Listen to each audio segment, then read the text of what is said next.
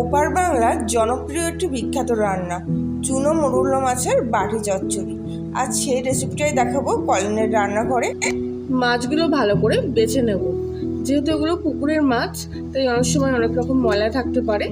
ভালো করে এবার জল দিয়ে অনেকবার করে ধুয়ে নেব। প্রায় 2 থেকে 3 বার মাছগুলো ধুয়ে নিয়েছি আমি। মাছগুলো এখানে আমি ধুয়ে রেখেছি। আর দেখুন মাছগুলোর কালারটা কি সুন্দর চলে এসছে। কড়াইতে কিছুটা তেল গরম বসিয়ে এখানে আমি কিছুটা কালো জিরে ফোড়ন দিচ্ছি। কালো জিরাটা ভাজা হয়ে আসলে এর মধ্যে একটা বড় সাইজের পেঁয়াজ জুলিয়ান করে কেটে নিয়েছি। পেঁয়াজটা এবার আমি ভেজে নেব। পেঁয়াজগুলো কিন্তু বেশি ভাজার দরকার নেই, মোটামুটি পেঁয়াজের কালার চলে আসলেই কিন্তু পেঁয়াজটা ভাজা হয়ে যাবে। কিছুক্ষণ পর দেখুন পেঁয়াজের গায়ে থেকে তেল ছেড়ে দিয়েছে। এবার আমি এর মধ্যে 2টো বড় সাইজের আলু লম্বালম্বিভাবে সরু করে কেটে নিয়েছি। চুনো মরুলা মাছগুলো এবার আমি আলুর মধ্যে দিয়ে দিলাম। এরপর এর মধ্যে 1/2 চামচি হলুদ, 1/2 চামচি লঙ্কার গুঁড়ো, পরিমাণ মতো লবণ, আর দিয়ে দিচ্ছি 2 থেকে 4 দানা মতো চিনি। এটা রান্নার ব্যালেন্স আনার জন্য আপনারা চাইলে নাও দিতে পারেন। আর দিচ্ছি একটা গোটা সাইজের বড় টমেটো আর 2টো কাঁচা লঙ্কা চিড়ে দিচ্ছি। 1 চামচি মতো কালো সরিষা বেটে রেখেছিলাম। আপনারা চাইলে সাদা কিংবা কালো 2 রকমের সরিষাই ব্যবহার করতে পারেন। সরিষাটা বাটা আমি এর মধ্যে দিয়ে দিয়েছি। সব কিছু একসঙ্গে এবার আমি ভালো করে কিছুক্ষণ মাখিয়ে নেব।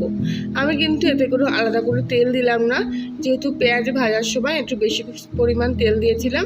সেই তেলটা দিয়ে আমি সব কিছু মশলা দিয়ে মাছগুলো মাখিয়ে নেব। দেখুন মাখানো আমার কমপ্লিট হয়ে গেছে। এবার আমি এই অবস্থায় রাখছি না, আপনারা চাইলে কিন্তু এই অবস্থায় কিছুক্ষণ রেখে দিতে পারেন ঢাকা দিয়ে। এরপর এর মধ্যে আমি পরিমাণ মতো জল দিয়ে দিচ্ছি। জলের পরিমাণটা আমি 1 কাপ মতো দিলাম।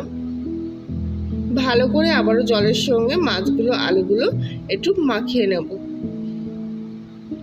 গ্যাসের ফ্লেমটা একদমই সিমে রেখেছি।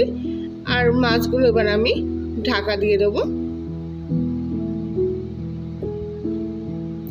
প্রায় 15 মিনিট মতো রাখার পর আমি ঢাকনাটা খুললাম। আর দেখুন এখনও কিন্তু জল অনেকটাই রয়েছে।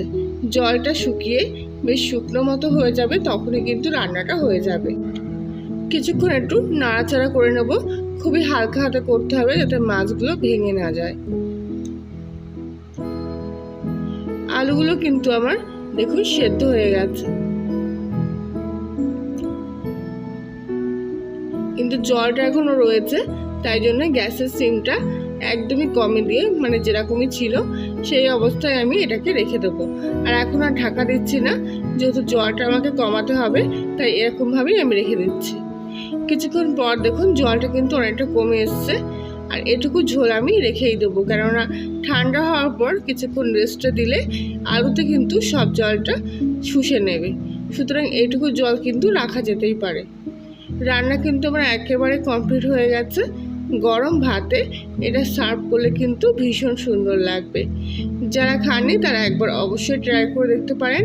খুব সুন্দর একটা রেসিপি, ঝটপট হয়েও যায়, আবার খেতেও কিন্তু খুব সুস্বাদু। আজকের মতো রেসিপিটি তাহলে এখানেই। আবার দেখা হচ্ছে অন্য একদিন নতুন কোনো রেসিপির সাথে।